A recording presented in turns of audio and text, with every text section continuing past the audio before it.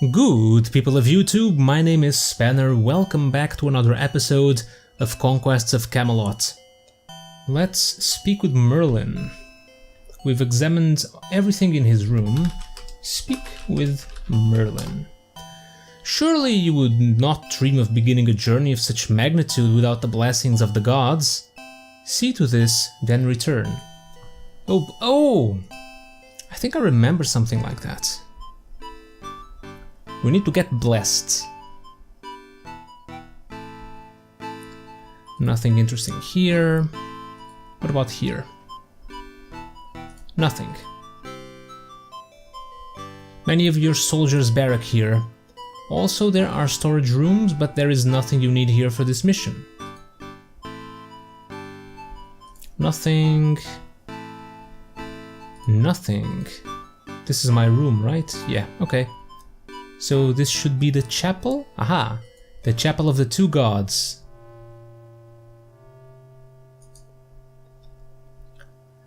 Mithras, the warrior god, has been worshipped for many centuries and was the favorite of Roman soldiers.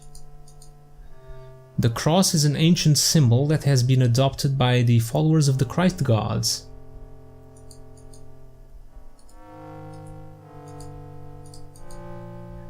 The intertwining lines upon the double altar is Celtic knotwork.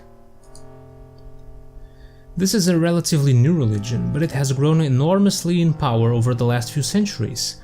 Most of your people now worship the Christ gods. Mithras the war... okay. The walls are lined with decorative columns.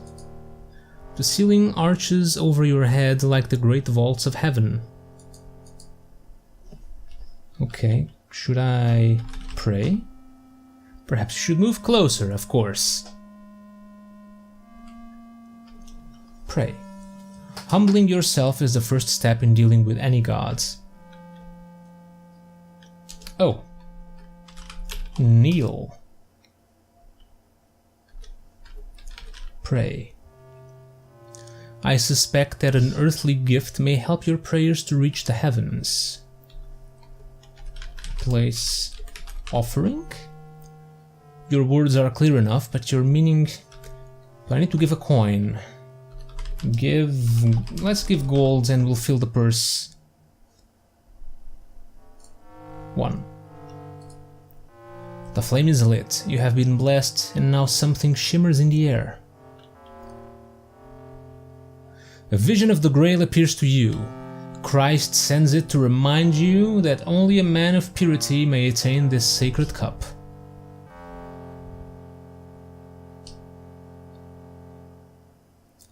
Remember, the fate of Camelot rests not only upon your finding the Grail, but your worthiness to possess it. Oh, I think we can actually reach the Grail, but then we can't take it because we're not worthy.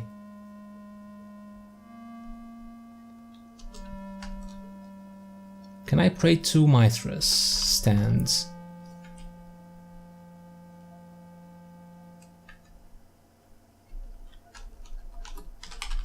Kneel. Do I need an offering to pray?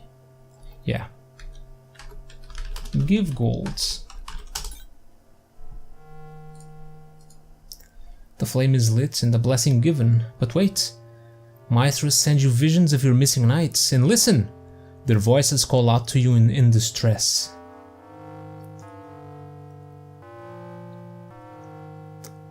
Save me, most valiant king. I am injured and... Fantastic. Arthur, I cannot move. I cannot escape. And I am so cold, that terribly cold. And damn it! I can't finish reading it. I am lost in the darkness, hidden from light and life, with only the rats to lust for my flesh and blood.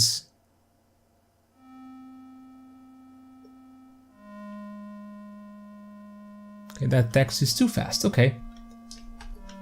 Stands. We are now blessed. Let's go back to the treasury and fill our purse with gold again. Okay, that's the courtyard. We don't want to go there yet.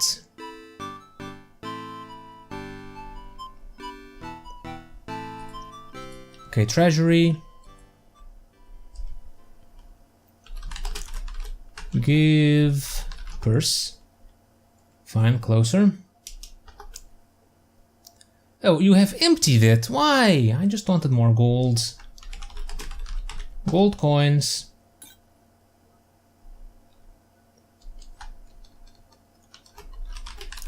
Silver coins. And copper coins.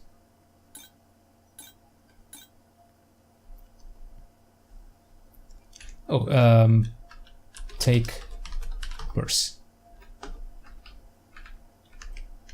Okay, got the purse. Cool. Let's go, Arthur. Let's speak with Merlin now.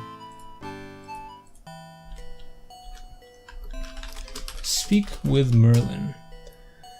The search for the Grail will be long and difficult, though I will not physically travel with you. My spirit will be with you to guide and advise as I am able.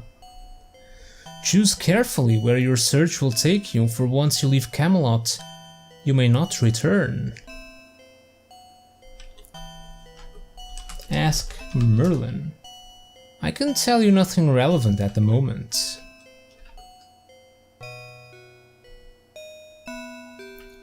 Let's open chest.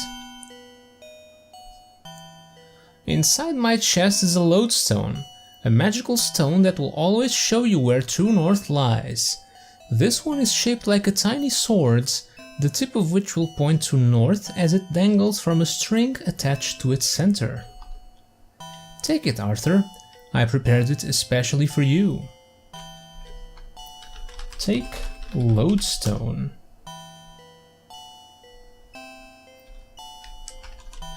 Ask about herbs. There is mint, which some believe can cure the bite of mad dogs. It comes from the legend of Mintha, a river nymph. Pluto, lord of the underworld, made love to her, whereupon Pluto's jealous queen, Proserpine, not sure how to say it, but Proserpine changed Mintha into a plant. And Basil, which the untutored mistakenly believe causes scorpions to breed. In India it is sacred to the gods Vishnu and Krishna, delicious with beans, peas and other vegetables. And marjoram, though useful in healing wounds and many other illnesses, though I like its delicate flavor with fowl and in sausages. And sage, which the Egyptians believe will make women fertile, and others think it gives immortality. Personally, I like the flavor it imparts to beer and sausages. And no collection would be complete without bay. To the Greeks and Romans it was the laurel, and they would crown their victors with laurel wreaths. Young girls have been known to burn leaves to make lovers return to them. Prophets, diviners, and the priests of Apollo considered it to have magical properties. The dry leaves make an excellent flavoring in stews. Can I take some herbs? King, you may be, but do not lay hands upon that which belongs to Merlin the Enchanter. Ask about dragon. Ask about dragon skull. It is the skull of a small dragon, a gift from St. George. Ask about crystal. It is simply a large and beautiful chunk of quartz, nothing more. Okay, let's look at map. It is a map of the Summer Lands, as your kingdom is often known. Cornwall to the west and some lands beyond, including the island of Ayr. However, you should study it very closely, yeah. Let's study it closely. How close can I get?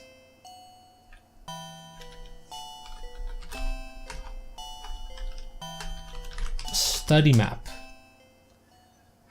Use arrows to move or select with mouse. Shepwick. Saint Indractus, along with his sister Drusa and other pilgrims, were passing through here on their way back to Ireland from Rome. They were carrying bags of seed corn to give to the poor. Saxon outlaws murdered them, thinking their bags were filled with gold.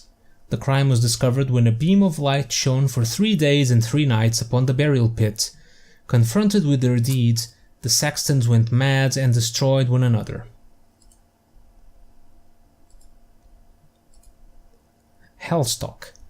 A pious woman, Saint Juthware, would open her house to pilgrims on their way to a nearby shrine. This so enraged her brother that he took up his sword and cut off her head. The story says that Juthware picked up her own head and carried it to the local altar before she finally died. Okay, that's Shapwick. Glastonbury Tor. This hill has been revered for countless centuries. To the Celts it was Inis Witrin, the Island of Glass, so called because the lands around it were often flooded. It is also said that Joseph of Arimathea, who supervised the burial of Jesus, brought the Grail here, and that where he stuck his staff into the ground, a holy thorn tree grew. Many religious orders have since come and gone and left the ruins behind. To reach the Tor now, one must travel through the Forest Perilous. This seems like an important location. Camelot.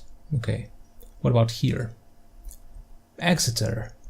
Just outside this city is a well and a chapel dedicated to Saint Sidwell. Sidwell was a girl who had inherited some land that her stepmother wanted. The stepmother hired 2 men to kill the girl as she prayed in a field. They cut off her head with scythes. The spring gushes forth from the place where her head fell. Totnes. Long ago, a Trojan warrior named Brutus arrived and named this place Totnes. The story goes that he said, "Here I am, and here I rest, and this town shall be called Totnes." He subdued 2 giants, Gog and Magog, and made them stand guard at his palace. Brutus is considered the legendary founder of London. Heartland Point. The original name of this place was the Headland of Hercules, from a legend that Hercules did battle there with British giants. Another legend says that Saint Nectan, a Welsh hermit, had his head cut off by robbers. I'm seeing a pattern here, a lot of heads being cut off. But he carried his head to his well and dropped it in. Foxgloves grew wherever his blood fell. Bronton. Many miracles dealing with animals are connected to Saint Brannock, who reportedly sailed from Wales in a stone coffin. A sow and piglets showed him where to establish his chapel. He used wild deer to pull his plow and taught the natives how to till soil. He brought back to life a cow which had been stolen from him, killed and dismembered, but at his call it reassembled itself and returned to give him milk for the rest of his life. Okay, not sensing, well, maybe a couple of miracles here, maybe not too much. What about this tiny island? Modestone. Upon the Isle of Wight, Druid priests are reputed to have sacrificed white bulls. In this place are 2 great stones, an upright stone representing their god and a horizontal stone representing their goddess. Modestone means the speaker's stone. Southampton. The legend goes that Sir Bevis, a hero of long ago, killed the evil giant Ascapart here. This is also the port from which one would take ship to sail to all parts of the known world. Winchester. I have heard tell that Saint Swithin, the Bishop of Winchester, is a performer of miracles. One story has come to my ears that he saw a poor woman on her way to a market with a basket of eggs. She bumped into a monk and all her eggs were broken. Saint Swithin took pity upon her and made the eggs whole again, or so they say. St. Leonard's Forest. It is said that here the holy hermit, St. Leonard, did slay a most fearsome dragon. Where the saint's blood fell upon the ground, lilies of the valley sprouted and flourished in his honor. Windsor. These fertile hunting grounds have long been protected by Cernunnos, Celtic god of the underworld. He has large stag's antlers upon his head and wears a golden torque about his neck. Otmoor. Though the waters of the moor are not deep, they are reputed to have healing powers. This is where the Lady of the Lake currently dwells. Her wisdom and power rivals my own. Avebury. On this site stands the largest of the stone circles, the remains of an ancient place of worship. It is surrounded by a bank and ditch with a diameter of 1400 feet.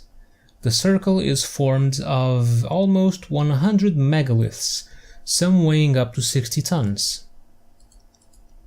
Bath.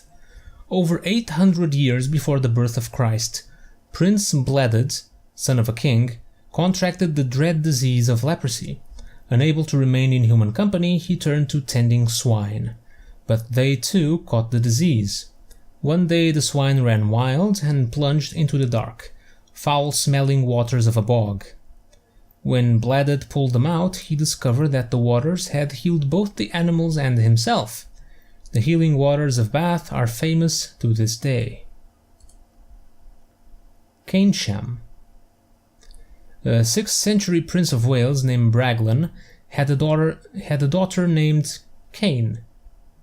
She came to a town wherein the Lord gave her a piece of land that she might preach Christianity, but the land was heavily infested with large venomous snakes.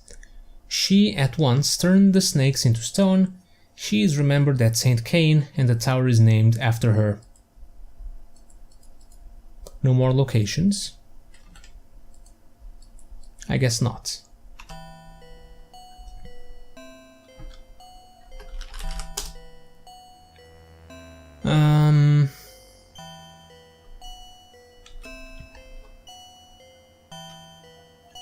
Can I ask Merlin about these locations? Let's just say Shepwick.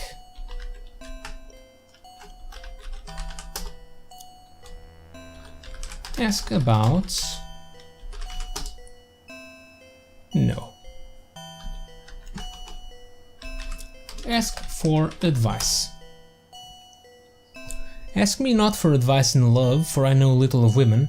Ask me not for advice about battle or war, for you know more than I of these matters. Ask me not for advice about the obvious, for I am short-tempered. But if you seek advice about that which is mystic, obscure, arcane, or simply puzzling, then I shall do my best to help you. Ask about Grail. I can add nothing to what is written in your Liber Ex Doctrina. You should have it with you at all times. So, more manual. Let's see what it says.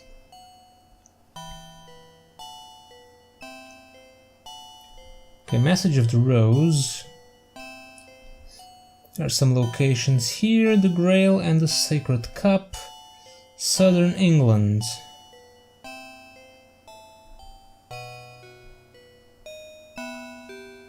Let's see. Arthvaur meant Heavenly Bear, meaning that he was a god in his earliest form. Oh, this is from the other text over here. There's a miraculous bush of flowers, 6 goddesses. Astarte, Athene, Ceres, Isis, Venus, and Vesta. The mythology of Aphrodite.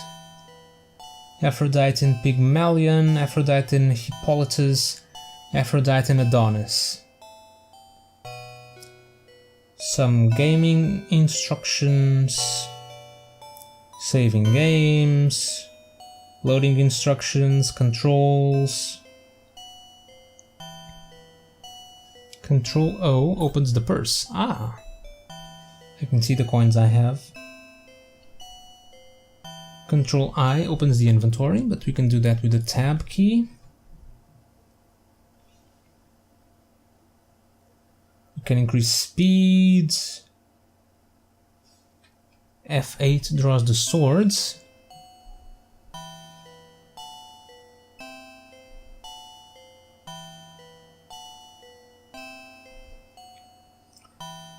Tips for playing, couple of commands here.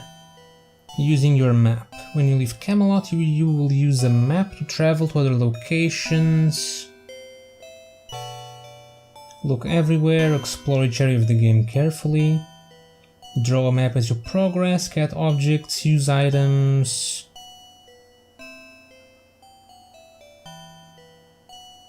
Oh, jousting.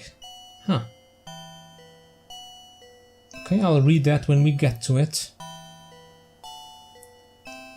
Saracen battle.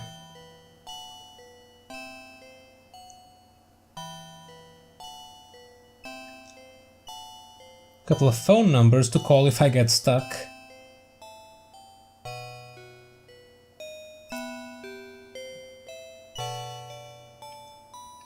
There's a walkthrough at the end. Let me just look here. Anything that I have missed so far? Find Merlin's Room. You can ask about the...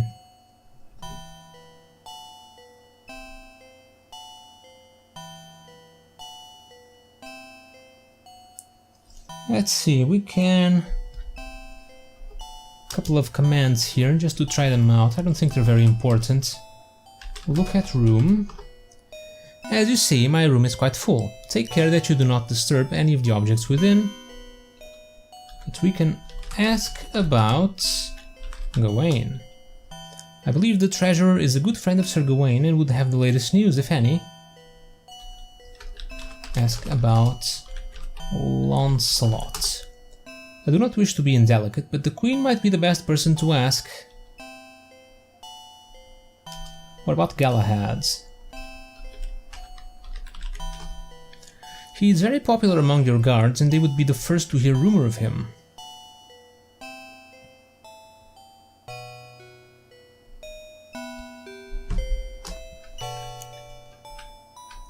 I'm not sure if these commands that I'm about to do matter much, but yeah, maybe the location of the knights.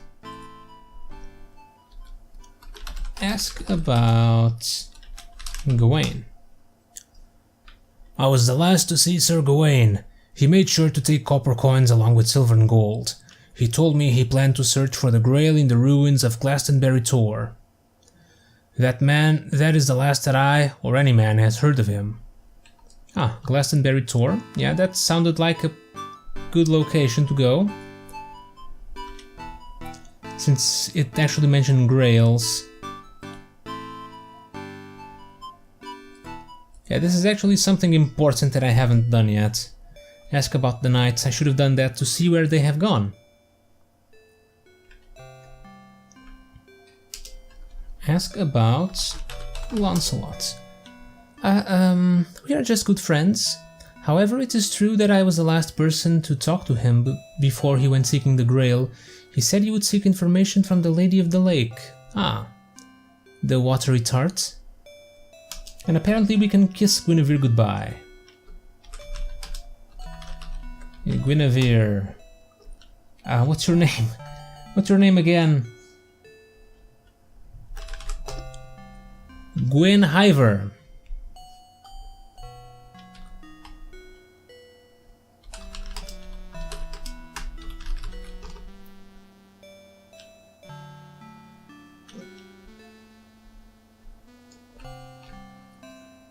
Okay, we need to ask the guards, they'll probably be at the gate, about Sir Galahad. That's probably the last thing we need to do. I mean, this walkthrough that I have here, on the manual at least, on the Liber Ex Doctrina.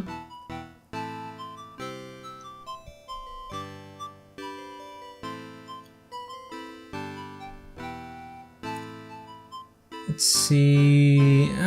I've missed a bunch of stuff in Merlin's Room.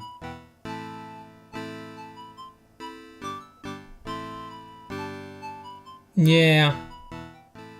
Gotta go back there. See, this game can be really hard because, well, I have to try everything apparently.